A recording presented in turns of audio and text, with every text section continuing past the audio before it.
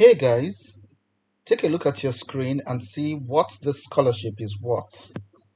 You can see here that your annual stipend will be over 34,000 Australian dollars. You also get a relocation allowance between $500 to $1,500. So if you're an international student, your relocation allowance should be in the higher end, so it should be close to this 1,500 Australian dollars.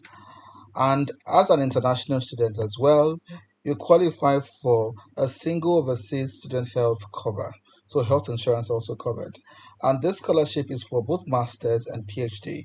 A research master's for 2 years and you get your stipend for 2 years. And for a PhD, you get your stipend for 3 years, but the course you can stretch it for 4 years. And this is at the Deakin University in Australia, containing fully funded masters and PhD opportunities. As a matter of fact, someone from this YouTube channel got this scholarship a while ago. You can see here, dear Mr. Suleiman, congratulations. On behalf of the Deputy Vice Chancellor, Research Deakin University, I'm pleased to offer you admission to candidature for the higher degree by research and the Deakin University postgraduate research scholarship. So this was in 2022, not too long ago, and see what the scholarship was worth then. So he got his full tuition. It was for a PhD, so full tuition um, covering project fee and everything he needed. Also, he got the health insurance we talked about, and then a stipend of close to 30,000 Australian dollars. So you can see this is real. It's not a joke. It's not fake. Someone has won it before, and you can also win it again. So I'll be showing you how to win the scholarship, of course, on this YouTube channel. Well, welcome once again. If you've not subscribed, it's a good time to do so before we dive into how to win the fully funded master's and PhD opportunities at this university in Australia. So if you're a returning viewer, thanks for your support, and I hope you get a scholarship sooner than later. But if you're joining us for the first time, where have you been? Fortunately, it's not too late to join, so subscribe. There are many materials on this YouTube channel on fully funded scholarship from around the world, so do not be a stranger. Engage with the materials we've already shared, and we'll be singing your congratulations songs very soon. So let's go into the business of the day. So at Deakin University, fully funded masters and PhD, as you can see, is already open, and it is the famous RTP scholarship. I've talked about the scholarship a number of times on this YouTube channel already, but different universities in Australia might have their own different application procedure. So the fact that you've seen one about the scholarship doesn't mean the application procedure is the same. The procedures might just be different. So please pay attention to the particular instructions for this particular one. To find this scholarship, just go on Google, type Deakin University RTP, and then you get the scholarship page. For reasons best known to me, I wouldn't be leaving a link to the scholarship page. I want you to engage, dig up the scholarship yourself, which is actually not very difficult. So the scholarship is open. Then, as we've seen, the benefits are already very generous. You get your stipend, you get your tuition covered, you get insurance, you get relocation allowance. So what's the process? How do you apply? First, let's look at the deadlines, the key deadlines, so you can keep that in mind while planning for your application. So the deadlines, the first deadlines you see here is for candidature only, that's without scholarship. But as I know, a number of you, or most of you, if not all, are looking for scholarships. So scroll down a little bit more and go to scholarships. And if you're applying for a scholarship, you have a different date, a different schedule. So candidature and scholarship application dates. Here you see different faculties, and the different faculties might have different application cycles. So let's look at this one, Faculty of Arts and Education. For this faculty, the application round for both domestic and international students started on the 22nd of January. This video will come to you probably 24th or 25th, so it means it's already open. And you're meant to submit a document on the 4th of March, and then the application closes on the 29th of March. So this is the first round. Usually there's a second round coming later in April. The date will be written here much later. And remember, this is just for the Faculty of Arts and Education.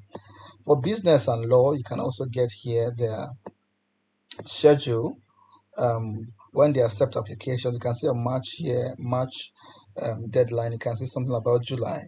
So check for your own department. This is health. This is science, engineering, building as well. They still have, for these ones, they still have the 2023. Probably it has to be amended to 2024. So check for other departments and see their opening and closing dates. So now we've seen the closing date, we've seen the schedule, the application schedule. How do we apply for the scholarship? To apply, just scroll down there and click on find out more. So you're a prospective student, click on find out more. Let's see. Okay, thanks for the prompt. Find out more, let's see. Let this page load.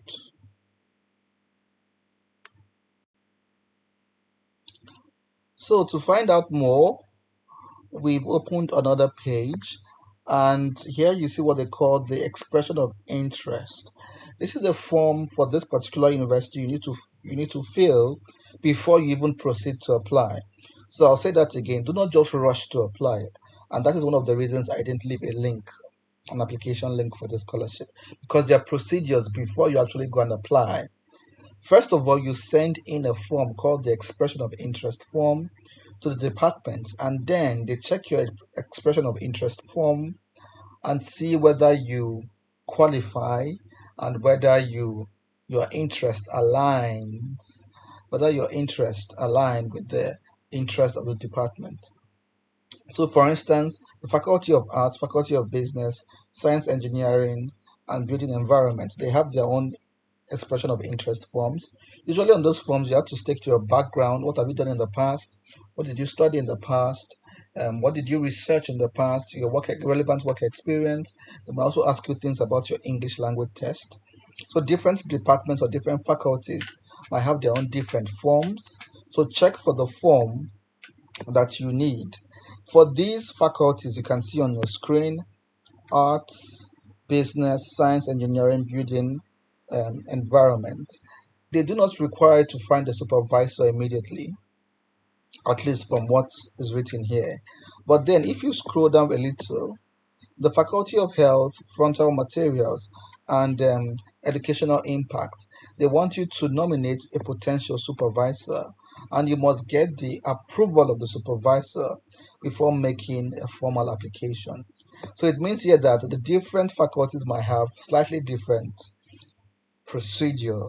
So just read for your own department, read the instructions specific for your own department, and then follow it. For these ones, the first category, you first need to submit an expression of interest form, and then the department themselves will check for compatibility. For the second one, you have to approach the supervisor first and get the supervisor's accept or support. So I've opened like what an expression of interest form would look like. Let's let this load. This is for the arts department. They just ask you regular questions about yourself. What do you want to study? What's your background of interest and things like that. I think there was also a place where they talked about, let me find out that very quickly. There was a place where they talked about things about the English language test. So things about, if the English is not your first language, you must meet the English language proficiency requirements. So you have to state any of these. You can always claim that English language is your first language, or your first language if you're from a majority English language country. You might have to prove this, or get one of these tests, which are quite expensive. So I would advise that you try to get like an exemption, which is the second category here, or the part B, which talks about English as the first language of your country, or English as one of the official languages in your country. For instance, I'm Nigerian, and the English language is actually one of the official languages, or actually the only official language in the country. That's the language used by government. Of course, there are other ethnic languages or ethnicities and their languages there, but generally, you're taught in the English language in schools. The government institutions use English language. The president, when addressing the public, uses the English language as well. So I can always claim this that yes, English is the official language of my country, and that will save me the stress of any of these exams. So that's fine. Let's go back to what we were looking at. So the different faculties might require different instructions. So just pay attention to that.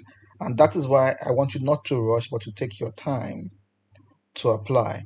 And then they might ask you to write like a proposal, depending on the department. There is already a video on this channel on how to write a proposal, so do not worry. Most of the things they want you to write or things they want you to provide, whether it's a CV, a proposal, a statement of purpose, there are already materials on actually my YouTube channel. So just go to the home page, and then you can always look for materials here. You can always just scroll down.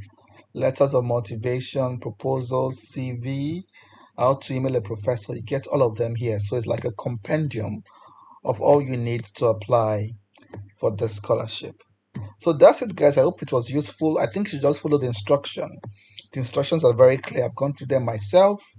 I think sit down, digest the information, and I think it will go well for you. As usual, guys, we cannot wait to celebrate you. So get to work. Lots of scholarships are still open. So engage with them, and I will see you at the top sooner than later. Bye bye for now, and do not forget to subscribe.